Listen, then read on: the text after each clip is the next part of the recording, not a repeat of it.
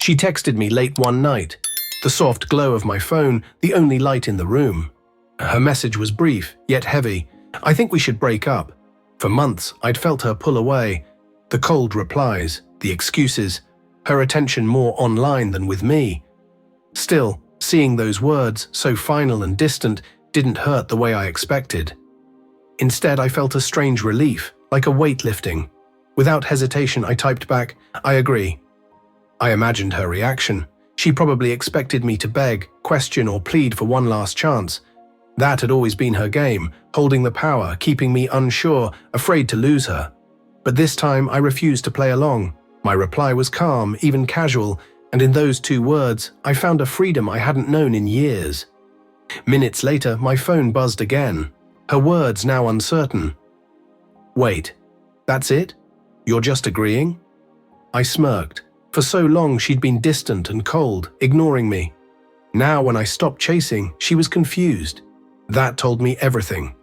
I put my phone down and thought about the last 2 years. The late nights waiting, the excuses, the dismissals. Deep down, I'd known she'd checked out, maybe found someone else. Yet I stayed, believing love meant holding on, even when it hurt. But now I understood. Love sometimes means knowing when to let go. I'd given her everything, and it wasn't enough. And that was okay. I deserved someone who saw my worth, not someone who tested how much pain I'd endure before breaking. My agreement wasn't surrender, it was strength. Another message came.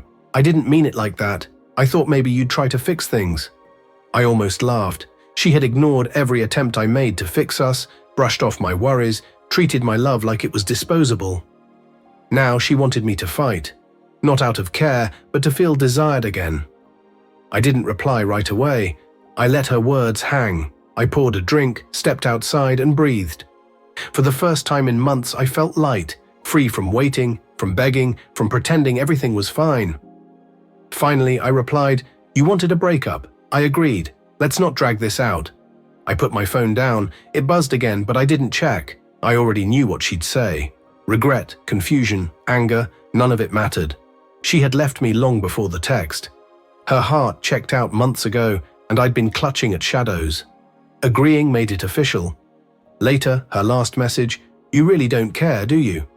I smiled. I did care, just not about her games anymore. I cared about my dignity, my peace, my future. I cared enough to walk away without begging for scraps. That night, I slept better than I had in ages. No arguments, no waiting, no overthinking. Just calm, and the knowledge that I was finally free. The next morning, I blocked her number, deleted our old chats, and made coffee with a quiet sense of victory. She thought leaving me would break me, but I surprised her. I was stronger than she expected.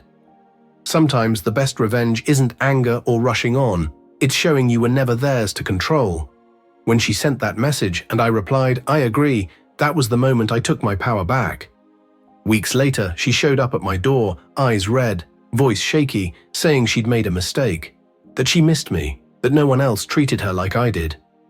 I stood silently for a moment. Months ago, I would have begged to hear those words. Now they meant nothing. I smiled softly.